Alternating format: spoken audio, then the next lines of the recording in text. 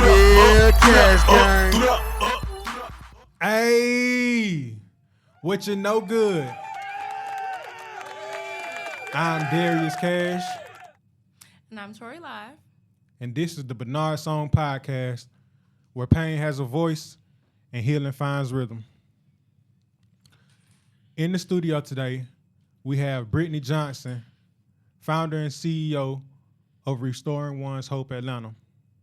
She's here to tell us about the organization, tell us about the things they provide to the community, their services, and the origins. As you know, we have Christian Acock, technical producer and moderator of Bernard Song Podcast. And I want to start off by, hey, Brittany, what's up? What's up, y'all? What's Hey. up? How y'all doing? How y'all feeling out here? A1. That's good. That's good. Thank you for having me on the Bernard Songs podcast. Thank you. I know problem. we had some technical difficulties. Some and scheduling conflicts. Yeah, but we here. We We made here. it. We made We it. made it. Mm-hmm. You know, long time coming. Both sides. I'm here. Yeah. So, Brittany, I want to start off with asking, how long has your organization been around? Yeah, so Restoring One's Hope of Atlanta has been in existence since 2018, and we were established as a 501c3 in 2019 and started services January 1st of 2019 out of the trunk of my car. My best friend and I, James Reynolds, shout out to him. He's in Virginia doing big things. And I was like, hey, I want to feed the people. He's like, all right, I'm going to go with you. Let's go. So I made some lunch bags, packed up my car. He rode with me, and we started passing out food in front of Gateway.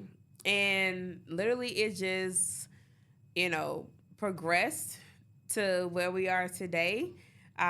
We're still serving the unhoused and needy. We have services. We have a community center that we are running now, and where we providing free life skills training, free yoga sessions, SSI, SSDI referrals, case management, housing, rapid rehousing, should they say.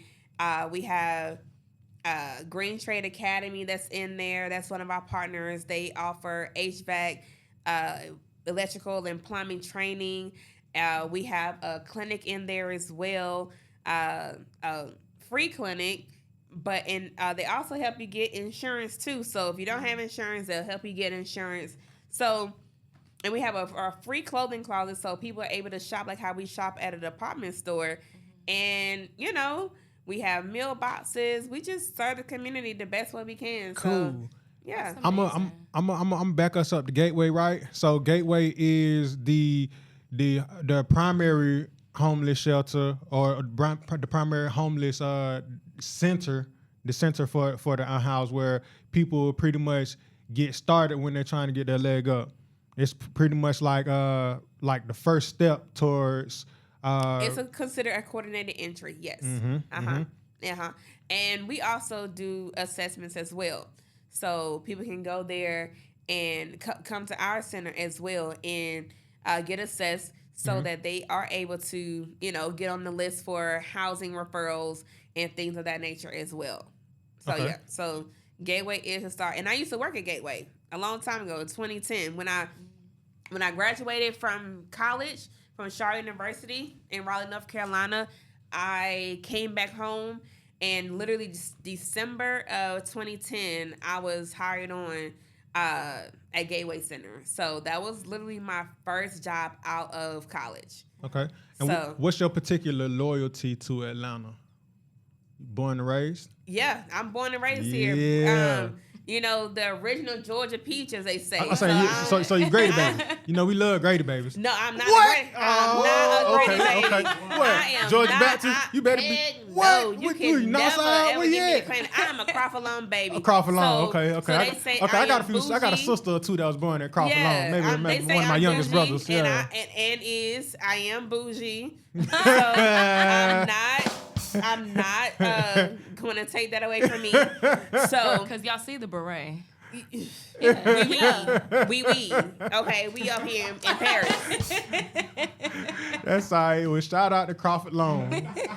Now What was formerly Crawford Loan. Right, it's now Emory. But yeah, so Oh yeah, that is real bougie because I don't know why I didn't know that. Yes, I'm from Atlanta, but I do not recall that that Emory is what was formerly known as Crawford Loan. I didn't have the history on nothing because I'm from Newark, New Jersey. So I'm just sitting here like, yeah. yeah.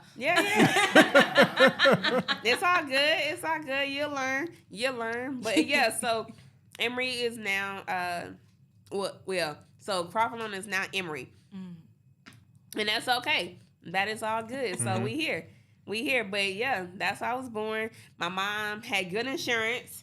So shout out to her insurance at that time when she was working. And my grandma too. So my grandma was working for the federal government at that time. She worked for CDC. So wow. They wanted the best of the best for their first grandchild. Okay. Here I am. Okay. This leads me to so many different avenues to What's ask up? you questions. What's up? So I think, first of all, I think what you're doing is really amazing. And just the story of so many different organizations, businesses, even people who are in entertainment, a lot of things started in people's trunk. But to take it from the trunk to all of these, like you just listed out so many things that you're doing out of this building in 2019 till now, 2025. That's amazing. I think just even in the time span, that's really, really big. So with your, like, what is the inspiration behind it? Because I know you said, okay, I got started out of my trunk. I just had a desire. I wanted to feed. So what was that lightning bolt moment? Right, yeah, like your mom, your grandma, like, so where did this spark come from? Oof. Okay, so I'm gonna take y'all all the way back. Since we got time. Yeah. It started when I was younger. My mom always wanted to make sure that I stay grounded, and because she know how I was raised, and how people, because I'm the only child and only grandchild on my mom's side. Yeah. And so, because my father is in Louisiana with my brother and my sister and my stepmom, so because I'm here all alone by myself, I get anything and everything I wanted. And so, she wanted to make sure that I did not get a big head and think that, you know, I was too privileged to not end up in certain situations.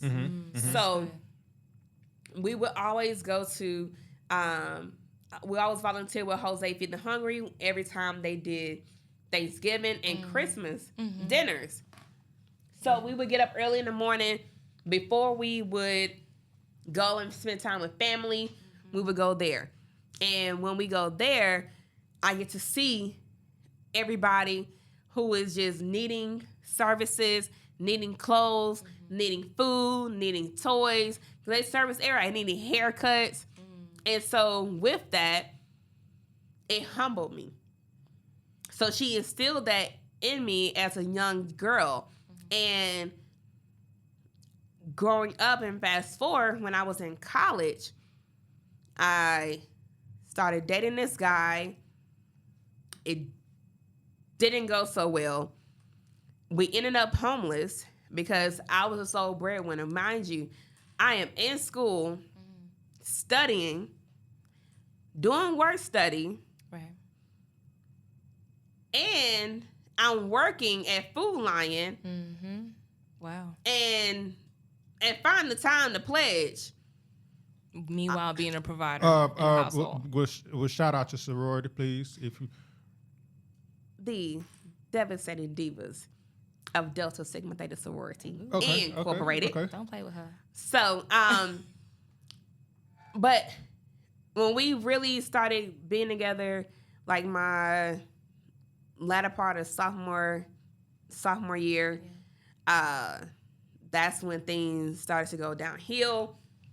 I'm living on hopes and dreams that this Negro was going to be able to provide.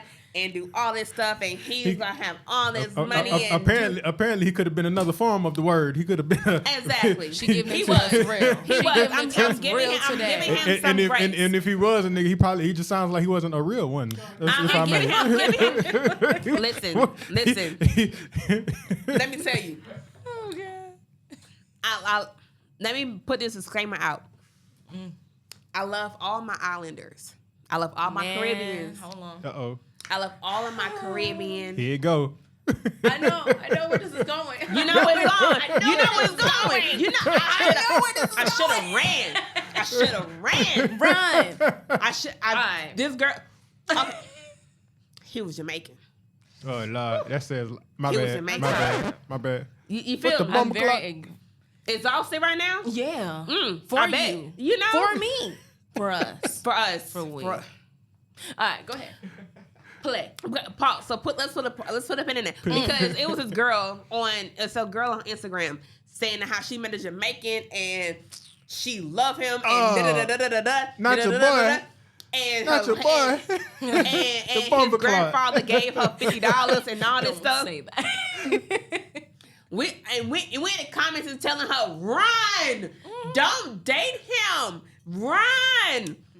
And then she come back in the next post. She said, y'all should have listened because he haven't texted me, called me, or nothing.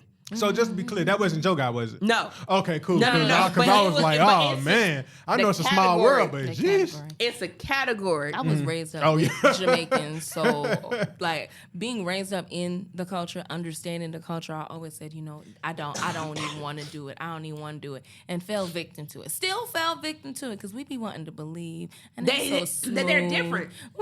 No, No, they're all the same. They're all the same. No.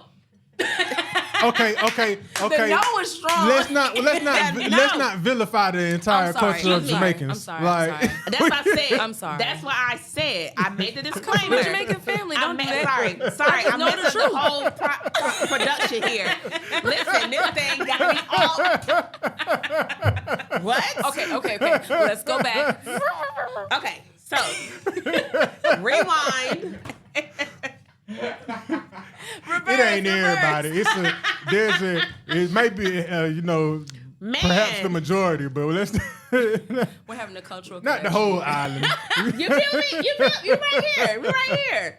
Because ain't no way. We're sure there are some fine, And upstanding the crazy Jamaican part males. about it, it's not me. It's not just me who has the experience. It's a mere fact that a lot of women has had the exact same experience because this man had 2 kids on me.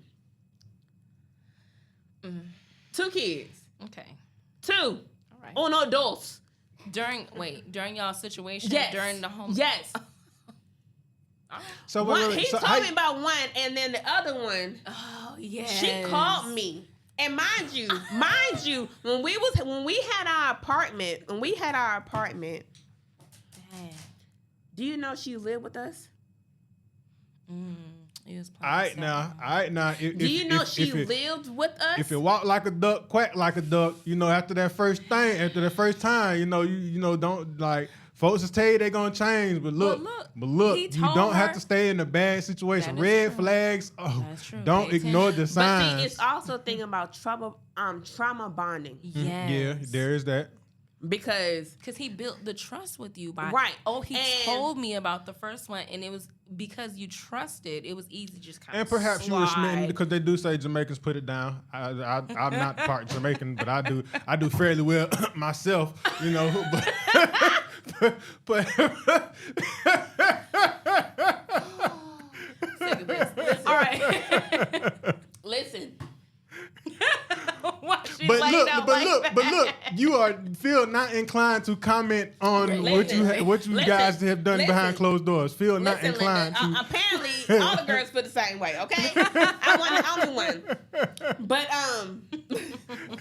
Child, we done got way outside. But no, let's focus in. Let's focus, okay? Nah, cause it's about you, so you know it's a the reason. So again, child, it's your story, right? This is Lord. It all goes into the pot to stir it up to make what it is bring today. what we have today. Yes. God don't make no mistakes. He doesn't. We do, but you know God what? don't. I am so grateful for God. Yeah. Because he spared me. He spared my life. He spared my future. Yeah. Because I could have been pregnant. I could have been one of the ones that been pregnant by him. Yeah. But I wasn't. Well, so it's 2 babies by 2 different women. Correct. Yeah. Oh. Correct. Yeah. Correct. Yeah, that'd have been the situation. Correct. Huh? And when I tell you, it was something that I did that I wasn't proud of. Because we had a Mossboro Pump? shotgun. 410? Some pistol grip? Some of the sort? Absolutely. Okay. Absolutely. Well, we had I'm a that. fan of weapons, so we I mean, you know, we was hey, riding just- with that on my back seat. Okay? Mhm. And one day, the first baby mama decided that she wanted to pop up. And no, so what happened was, what I found out was that her friend worked at the same food line that I worked at. And they decided one day, they had a smart idea to go ahead and follow me home one day. Because he picked me up in my car, mind you. I had a car. So the He did women, it. they was following you per se, They or was they was following following him? him. Okay, yeah. Whoever. They was following y'all. Well, Exactly. Come on, babe. Follow the story. Follow I'm the with story. it. Exactly. They followed us. You gotta keep the back to listeners my on track. house. So it was him, his 2 friends, and myself at my crib. I stayed in the domicile apartments where we had like 2 additional roommates or whatever. So my roommates were there. I had a white roommate and a black roommate. So we all there. They chilling in the living room. His 2 friends chilling in the living room. He's sleeping. I'm cooking. I get a... That's bold. I'm like, who is this at my door? And the state of North Carolina law says Ooh-wee. that if you cross that threshold, That's your you ass, have Mr. Postman. every right to plug them. Mm-hmm. Wow. To defend your... Defend your household, defend your territory. Mm-hmm. You let her step over the threshold. I sure did. I sure did. I gracefully opened the door. Why? When I saw wide open, left in. it wide. Come on in, girl. You didn't say Who come you here in. to You see? didn't say come in. You just opened it. and Right. said, Who you here to see? Who are you here to see? And when his friends saw that it was her, they looked at me.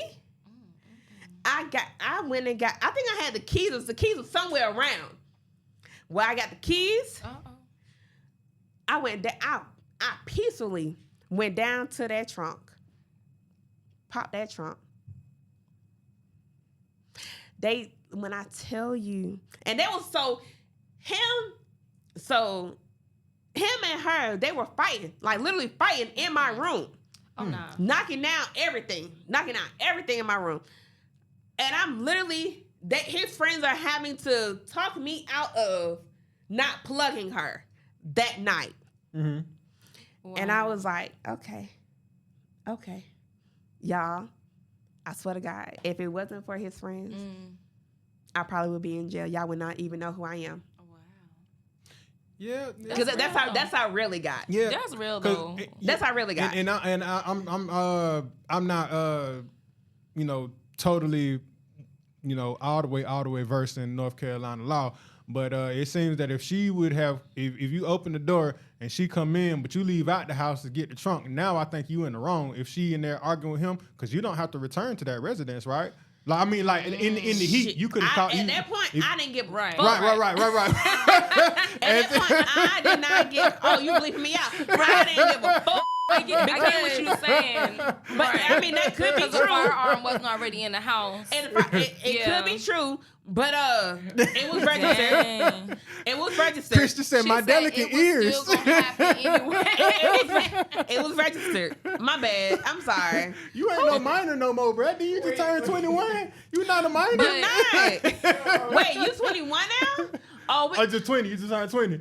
Okay. Okay, I've been saying, Speak up. I'm like, I would have known you had 21 because you fucking his drink. head. Speak up so they can hear you. But yeah, like, Shout out to man, My Christian delicate Acock. ears. Christian and I heard cursing before, but nonetheless, that happened, and so they had to really talk me down, and so after that, things just started going downhill from there, and I was just like, yo. But again, trauma bonding is real. Like, mind you, I'm a whole Delta now. Yeah. I really didn't feel like I could call people I can trust to tell them what was going on without it having to get back to people or without it having to have an adverse effect on me and people looking at me differently, right? So I'm here doing all of this, and so I'm holding all of this in and still moving on throughout school, throughout everything else I have going on in my life, still moving as if nothing's going on. Then we end up, I may have begun the things was because I think we was homeless before I had that apartment. So the apartment that I had, we were homeless before, and I had to humble myself and tell my parents that I was homeless. So you went through homelessness with this person I twice. sure did. Twice. Well, no, once. So I went with homelessness with him once because, and that was before I got this apartment. And that's when all that shit happened. Right. When I went through homelessness with this person, we had a nice apartment in my sophomore year. Cause I said I begged my parents to stay off campus because we get that nice little refund check. I ain't gonna lie.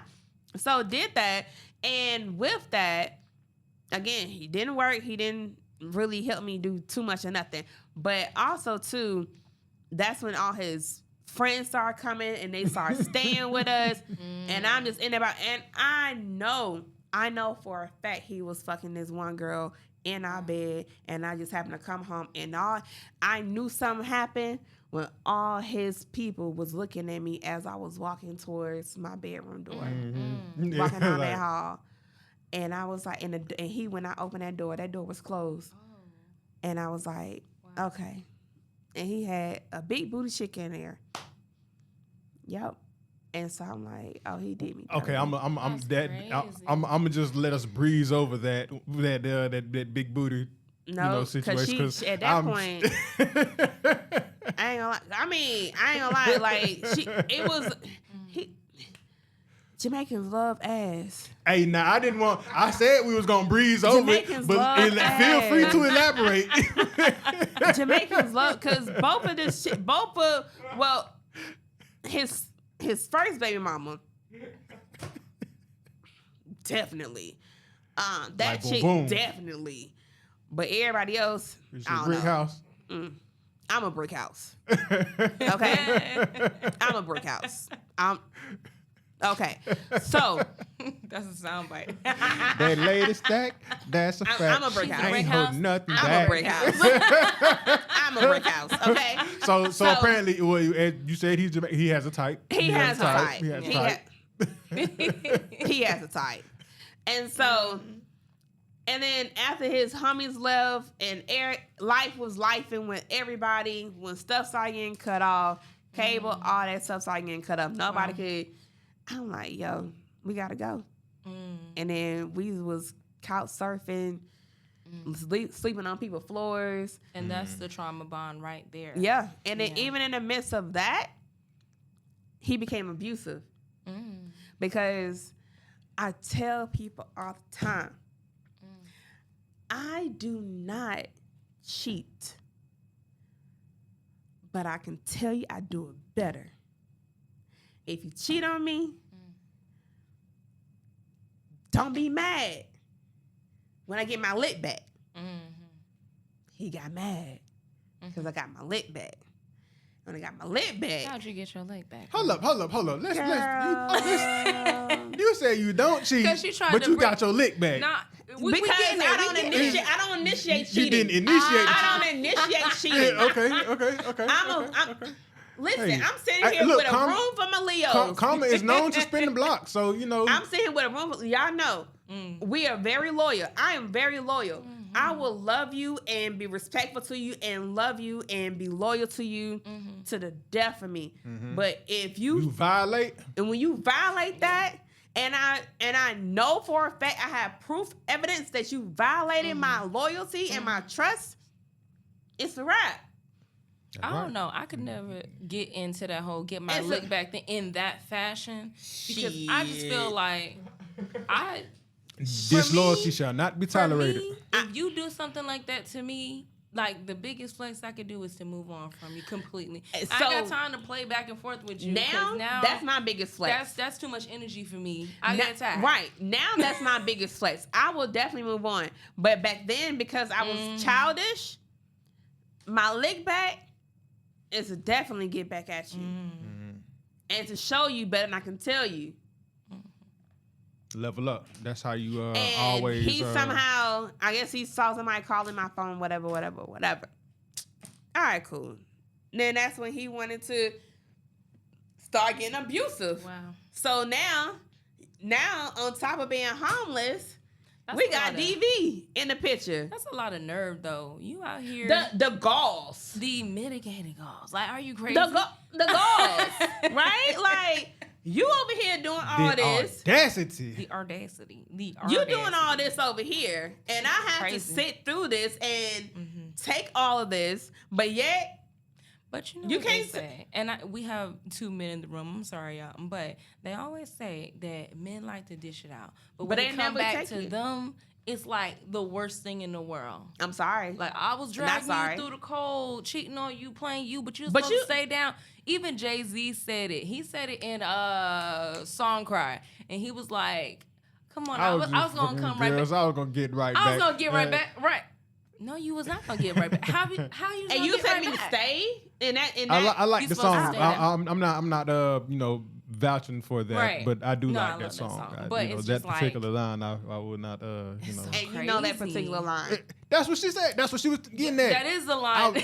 I know, but I'm saying like you was able to pick that up like right in the air. Okay. He was gonna get right back. Yeah, okay. Get right back. So that's the thing that that's something that I had it. I had enough. I had enough. And I was like, I needed somebody to make me feel good, feel better than what he's making me feel. Because once I stop messing with you mentally, and I'm mentally checked out from you, I'm checked out. It's like over. But my biggest thing and I would say downfall is with that, or an area that I could use more work in, is staying around even after I know they have done me wrong. And so because I want to be able to say that I did everything. You're right. Right. That's a form of that trauma bond that you're talking about. Like, it's having to see it all the way through. Right. Before I can be like, if I can totally lift up my hands and say, okay, I'm done. And remind me of the college again. Shaw University in Raleigh, North Carolina. Okay, so how did you get from hold on, and what section? What section of Atlanta? What section of Atlanta were you raised in? Oh. And went to school at? Southwest. Been here where we keep it real. Okay. And you graduated from Southwest and got accepted into? No. So I'm one of the ones that was accepted into the magnet program when they had the magnet program in APS. And that was a special program for people that did not want to go to school in their district or in their zone. They wanted to go. They had a specialty, or they had a particular avenue that they wanted to pursue, because Daryl was known for law. If you want to go to law school or pursue law, you go to Thero as the magnet program. Okay. But I went to North Atlanta High School. Okay. And in North Atlanta, their magnet program was performing arts. And so I went for band. So I had to literally try out, go to their high school, try out for band to see if I made it in order to get accepted into the school. And they had a bus that would bus us from Thero High School all the way to North Atlanta. So some schools had an M2M program. I was raised in Doyville. Doyville didn't have a high school at the time, so we went around the corner to Dunwoody. But Dunwoody had students that were coming from like the Stevenson and Miller Grove and Cedar Grove area. So you was in Decatur? No, I was living in Doyville at the time. Doyville. Yeah, Okay. And Dunwoody is right around the corner from Doyville. But they had kids coming on the M2M program from schools that they were actually zoned at way across the county, but they were coming up here. So I thought it could have been something similar to that. Absolutely. So that's along those same lines. So that's what we did, because I could have went to Thero or I could have went to Westlake. Okay. Those are my two zone schools. But I didn't want to go to either one of those. No disrespect to anybody that went there. My mom went to Thero. Great people came out of Westlake. So shout out to everybody who went to Thero and Westlake. But I definitely wanted to do something different. And I also want a cultural difference, right? Because my pre-K, elementary, and middle school was predominantly black. And so I wanted to do something different. Wake up, Christian. Because I wanted to have something different for people, or just to experience something different, because I knew that the world was going to be comprised of different cultures. And so I did not want to just be stuck in the black ideology and our cultural upbringing, and that was going to hinder me at one point. I like this thought process that you have going on, like entering high school. Like, you're talking about middle school, entering high school. How many young people are really thinking that deep? Like, that's something to be applauded at right there. Like, that's really cool. Yeah, because I'm like, because I started working at an early age at a law office. And so I saw different people coming in on the law firm, even though it was a predominantly black law firm, a boutique law firm. Shout out to Brittany Johnson, estate planning, but now it's estate attorneys Atlanta. So she literally gave me a chance and let me start working at the age of 13. Wow. Because and the preacher talked about it today at church.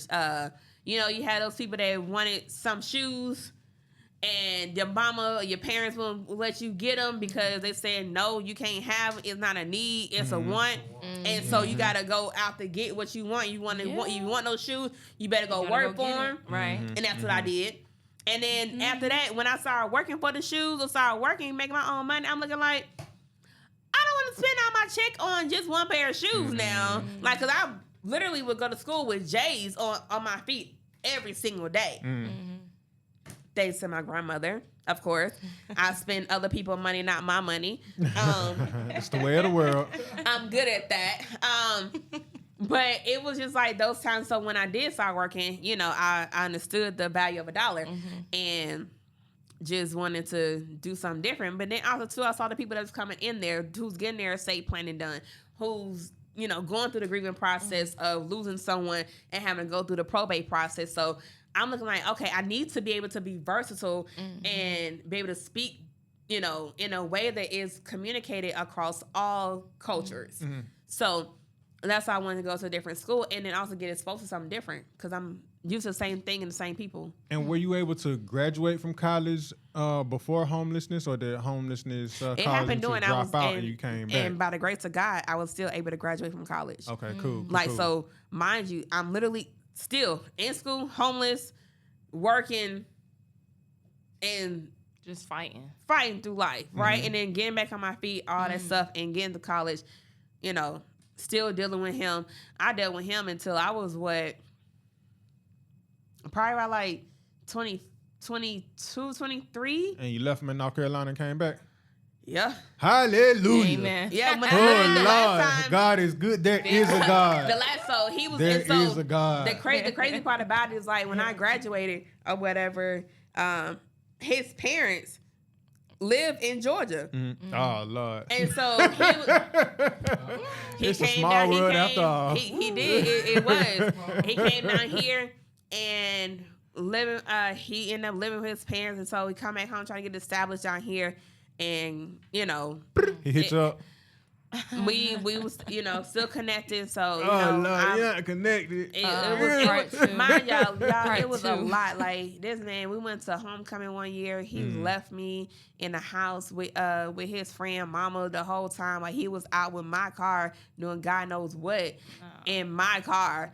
And like I was like, I know you did. So that was another time. So when we was on our way back, cause he was I had a black on black Acura at that time. I know exactly what happened. So we was riding back. He had his humble with him, but we all riding back to Atlanta from North Carolina. And I'm asking him like, yo, what the fuck were you doing In the my whole car, time yeah. I was up, you was up there? He wouldn't tell me. He Ooh. like, I'm like, what the fuck are you doing? would've Like, left how you him. in I'm my sorry, I would've car? left him on the side What of were the you road. doing? While I was up there, you had me in the house. I'm having to walk to the grocery store. I'm having to walk just to even have a little bit of fun or whatever the case may be. Like this man literally left me up there. Oh, no. And when I literally pressed him, he like, sit back. Y'all, he busted my shit wide open. My whole, like my nose right here, he busted his whole shit. For your inquiry, for you asking, Because I'm asking, for you like, checking on. And he had And he- all knuckles, like all this is knuckles, no meat, all bones, Ooh. skeleton bones, and because he's skinny, he tall and skinny, Oh. busting my shit Fix wide the open, description. busting my shit Crazy. wide Suspect open. fix the description. And I'm leaking. When I tell you I'm leaking, I ain't at my parents. I stayed at his house because I was so ashamed to tell my parents that this nigga busting my shit what you wide open. did. Right. Like I have Understand what you- the gash may be still healing. Maybe that's why my sinus acting up. Like, cause I did not go get it fixed because he literally busted my shit wide open. And so it was blood all over my car Oh. on the back seat. And then I like even months later after that, I still found more blood on the back seat. I'm like, God damn. So apparently, wintertime gets a bit treacherous for you when the frigid temperatures when you're out there. Man, Ooh, but Lord. I think it was like, it was probably fall time, yeah. So that happened. Talking about with And that then cold air and with the Yeah. sinuses. Ooh-wee. Yeah, it's bad. It's real bad. Wow. And so now I'm like, damn, that's crazy.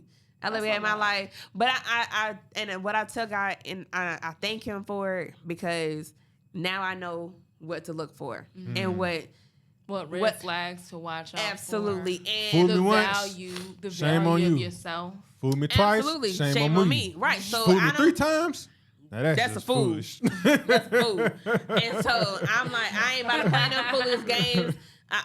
So now, and I'm glad I went through it then because I don't have to go. I have not, praise God, I have not gone through it anymore.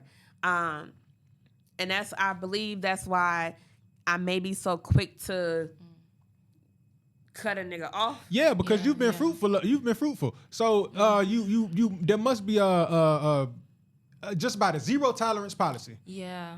for Yeah, sure. my zero tolerance policy is 3 strikes you out. So women need a partner they can ride off into the sunset with, a partner with similar or higher ambition. I feel like both women and men need that. Because Yeah. there's That a is lot true. Of That is stories true. Where That is true. men are beat down, taken advantage of, because women, we are not all innocent. There's a lot of women out there who abuse men. Right. And they trifling I as hell. think it's not so much a woman thing or a man thing, because a lot of times It's people a really human thing. believe that men cannot be abused, but I think it is just overall a personal standard for Things people. the story doesn't always end well when a woman is far more successful than her counterpart. That too, yeah. Because at some point in time, the male starts to either get in his feelings, and things just aren't fair in the slightest, because the woman has to pick up more baggage, and at what point does the male become inspired to the point where he is able to attempt to at least make himself of equal value for the woman that he is dating or the woman who has chosen him? Because for a woman who's far more successful than her man, she has had to choose that man. Right. The man don't get no say so in that. The woman has chosen him. She has chosen to take him with all of his faults and insufficiencies and try to at times build him up. And some guys just don't get the message. They don't have the drive, don't have the ambition. They don't have the wherewithal to create a sustainable plan and chip away at it each and every day. Some guys just don't, and some women put up with that. Yes, there should be equal higher aspirations between the sexes. But for what I see, guys have a hard time keeping up with their much more successful women. Now, if they're now, and that's if they are hardly not successful at anything, because women can make more than men. Yeah. But it only makes sense when the man is making something. He has to feel some kind of value and purpose in his own life. I totally see where you're coming from. Like a female billionaire will probably deal with a male who only has about 500 million. You see, like, and that's in the grand scheme. But I mean, like, with maybe less.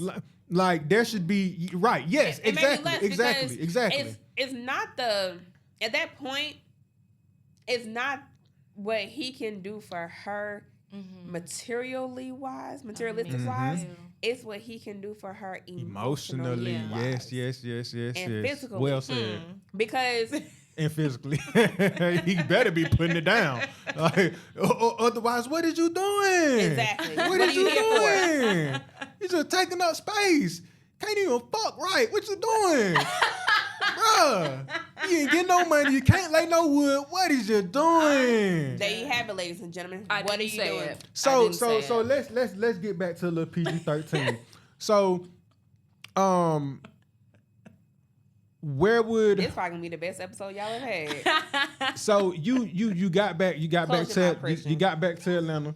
You get your jaw off the floor, bro. You got back to Atlanta, and poor Christian.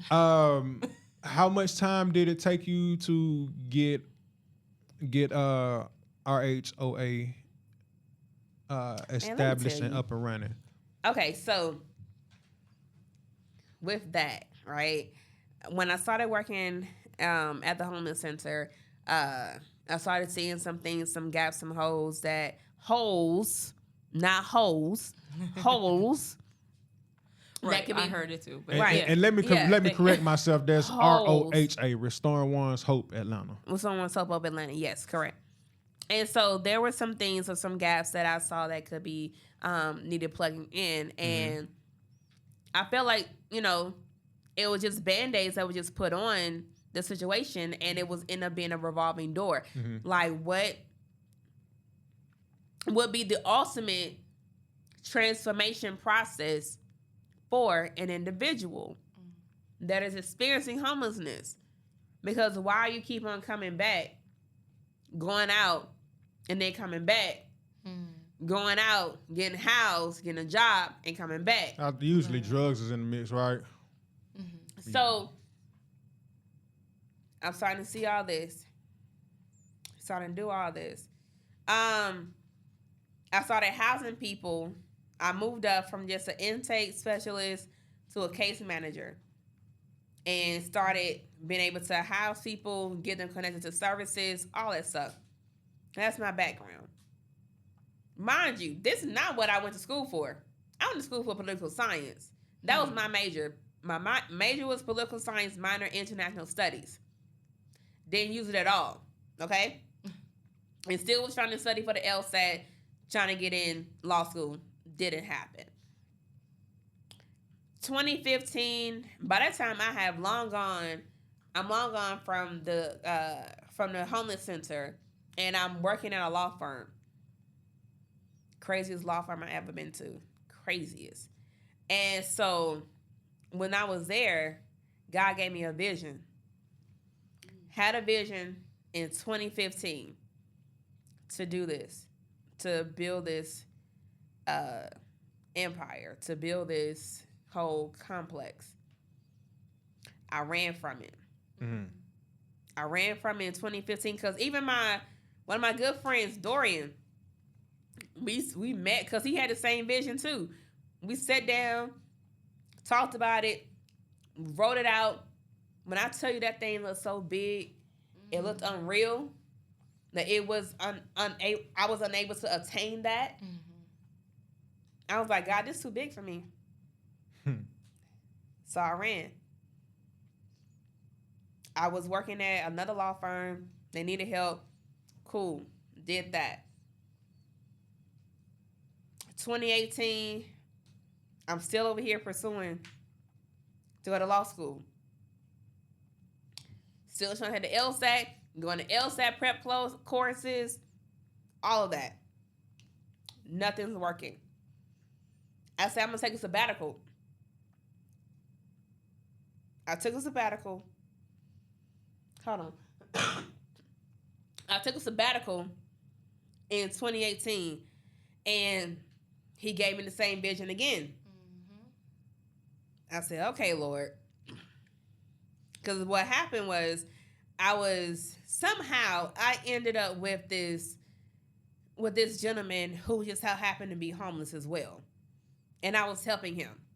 We'll go to the library every day while I'm on my sabbatical because I was supposed to go to California. My plan was to go to California, me and my boyfriend at the time, because they would accept a low test score of like 143. I made 143 on my last LSAT test. Mm. I still didn't get accepted. Mm.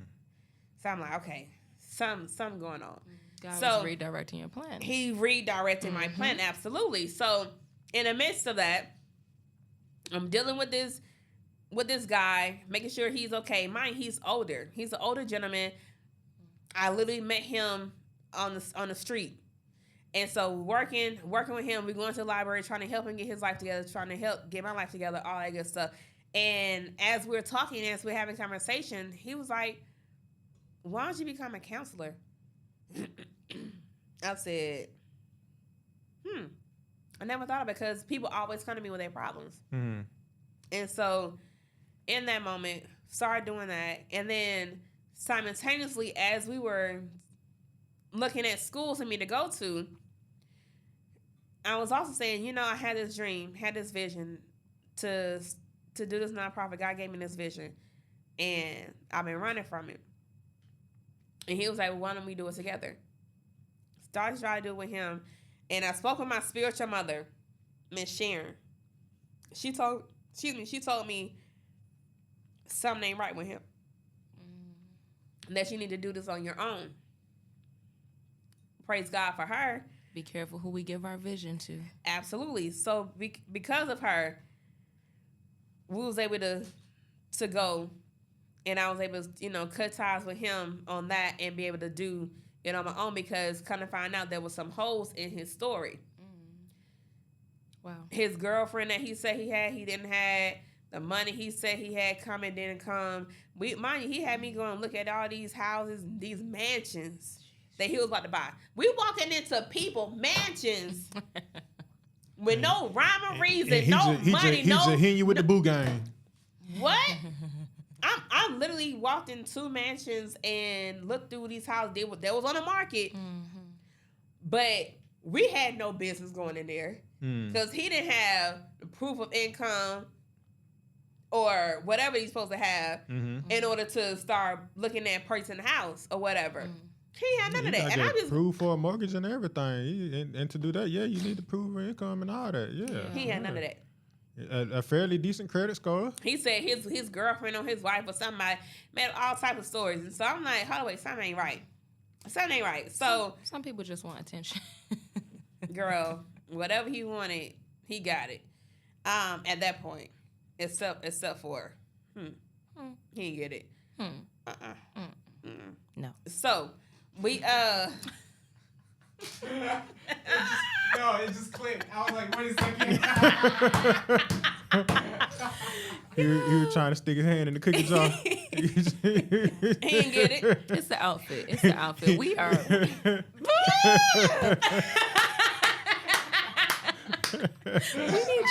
We need you back on for a few more episodes, girl. But do go ahead. Yeah, do so go ahead. we was we definitely had that. We was doing all that, and so in the midst of that, started a nonprofit. So that was like November 2018, and literally I had to cut ties with him, and so literally I just said, forget it. I'm just gonna go out January 1st. God said, go out January 1st. Do what you need to do, and I'll take the rest. And this is 2018. So that 19. was so 19 is when I started packing up sandwiches, snack packs, and put in my bag. Yeah. You know, got people to donate or whatever. My grandma. Listen, shout out to Gloria Jackson. That's my boo. That's my ace boom coon. You hear me? Like, we are one of the same. Lord, we bump heads, but that is my ride or die. When I tell you, if anybody that supported me through all of this, it has been my grandmother, Miss Gloria Ann Jackson. Like, that woman has really put her heart and soul in supporting me, and I'm eternally grateful for her. Like, she has been such a blessing, helped me in any way possible. Like, she says, I ain't gonna lie, I live and I do things to make her proud. I love that. Everything that I do is so that I can make sure that she is proud of me before she goes off to glory. You are your grandmother's wildest dreams. You know, I try. And I love every grandmother whose middle name is Ann. It's just It's something about that. Ann. It's something Ann. My mama Right. name is Barbara Ann. I'm just like, Ann. It's something.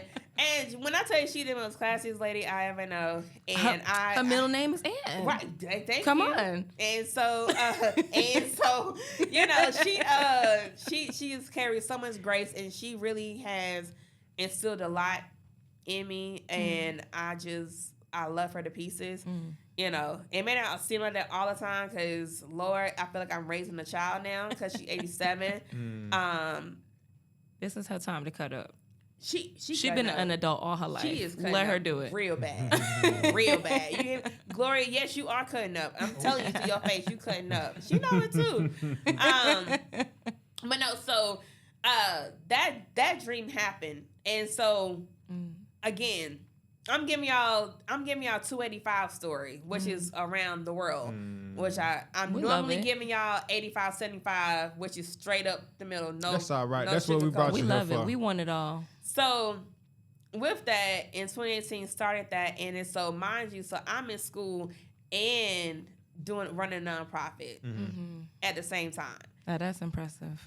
Praise God. And Shout out to when you. did it really take off? So it took off literally after I graduated. So I graduated 2022.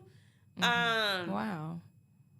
With my master's in clinical mental health counseling. And so with my master's, literally I got a call from Ebenezer to help serve, or come there to serve on Sundays to the unhoused. Yep, because that was when they had that man with that leg was protesting outside in the front. Y'all remember him? He was always protesting in the front, and they wanted to make sure that, you know, wanted to make sure that people were seeing that, you know, the work was really being done as far as feeding the people and things like that. And so instead of them doing it themselves, they decided to just partner with an organization that's already doing it. That makes their Right, commitment to show stand out even more. collaboration, to show, you know, we're working with the community, community partners, and so that's how that came about.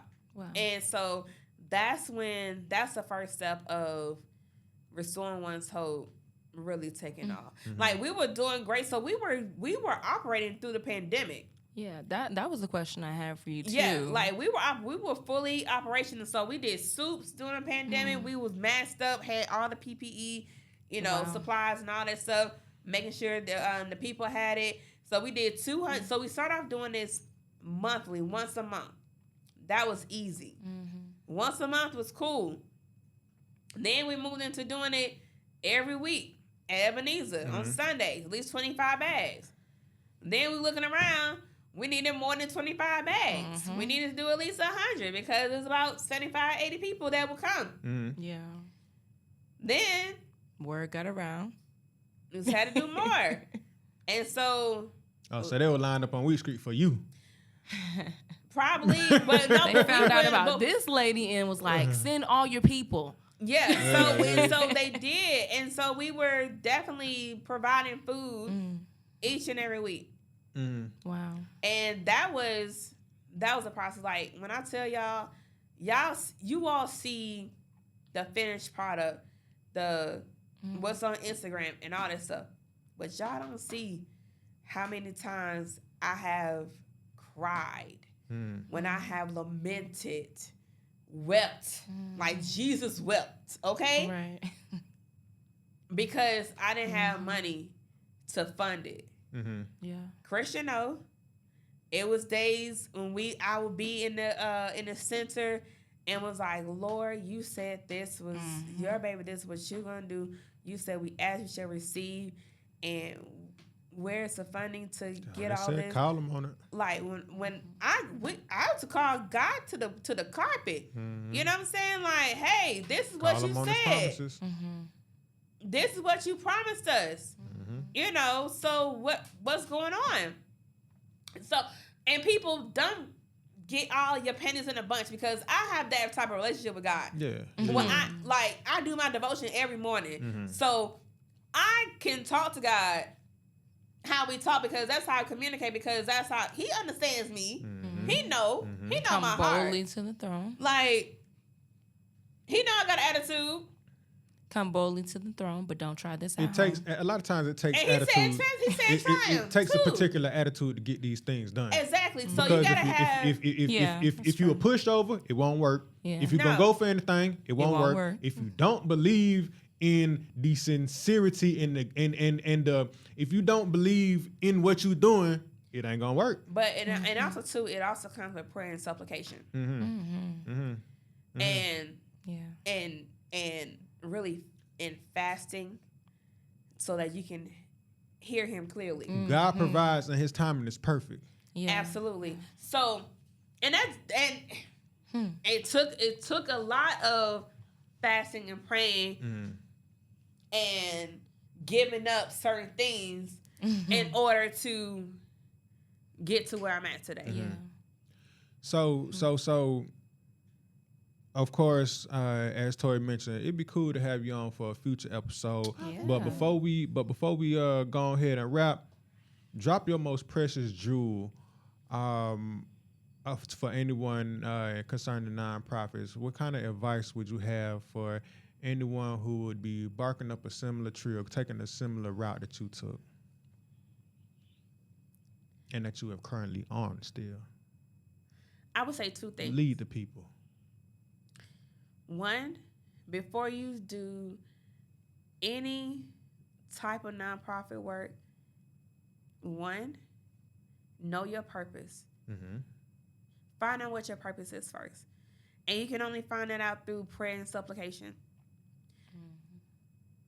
Go to God first, or go to whoever you believe first, and really tap into that, because if you don't, you're going to be in there for the wrong reasons. This is hard work, and hard work at that. Nothing, God only shows you the end goal. He doesn't show you how you're going to get there. Wow.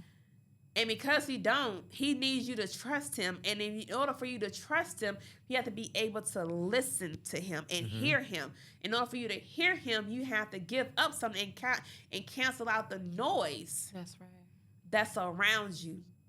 in order to hear him. And you got 2 pieces. What you mean? You That said- was 1 and 2. Oh, that was 1 and 2. Yeah. Okay. I One, thought find your purpose. Mhm. 2, going into prayer and supplication. Okay. Because if not, you'll just be spinning your wheels. It literally takes when God is in it, nothing can be against it. You may have, you're going to, I'm not going to say you may have, you're going to have opposition. You're going to have hard days. You're going to have struggles. But those are only tests to make you better, to give you the tools you need in order to succeed, because the test is going to show up again. And like Tori said, you have to be prepared because it's going to show up again. So that is what's really the starting process with anything. Not the grant writing, not getting your 501c3. It's really going to God first and understanding what you or what he has for you. Understanding the vision he has, understanding the purpose he has for your life, because 9 times out of 10, your pain becomes your purpose. And because of that, that's when new life is going to begin for you. And once you get that, you'll be well on your way. So that's what I will leave the people with. So Brittany Johnson, founder and CEO Yes. of Restoring One's Hope Atlanta. Yes. Thank you, Christian. Thank you. Thank you. I'm And you Darius can- Cache. I'm sorry. And Nah, you can drop a also- plug. Yeah, you my can- bad. I'm so hold up. You got can- it. Yeah, drop a plug, please. Absolutely. Please. You can find us on the World Wide Web on www.restoringoneshopeatl.org. You can Google us, Restoring One's Hope of Atlanta, Instagram, Restoring One's Hope, Facebook, all that great stuff. Please donate to the cause because we're needing to raise $70,000 right now. Because we are in the midst of housing people and the rent prices have gone up, the economy has gone up, and so the funding that we have, this is not just to solely use it for that, because we have a grant. This is to supplement and to go along and to complement the grant that we already have to house people. So we want to make sure that we have enough funding to house people the proper way and to house the many people that are needing the hand up. So please consider donating to the cause as much as possible. Thank you, Darius, for donating once before. So I really appreciate it. And thank you all for having me. I'm truly grateful. I hope I didn't tell too much tea, but it is what it is. We Now- enjoyed you. Thank you so much Thank for sharing you. your story. That's proper. I'm Darius Cache, And I'm ToriLive. and this is the Bernard Song Podcast, where pain has a voice and healing finds rhythm. Hey.